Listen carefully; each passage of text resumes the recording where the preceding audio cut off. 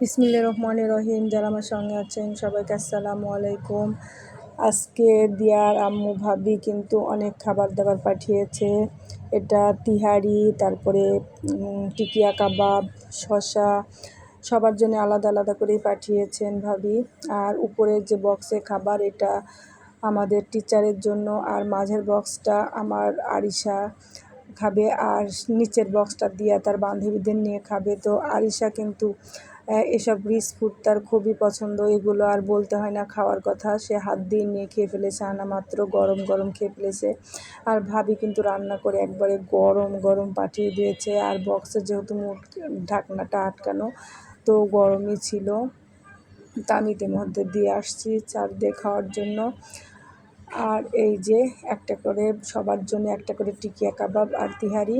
তো আরিশাটা আর দেখাতে চাই না, কারণ আরিশা তো খেয়েই ফেলেছে। এই যে আরিশা খেয়ে ফেলেছে, আর কিছুটা আছে। আর অপসরা তো টেবিলেই খাবে।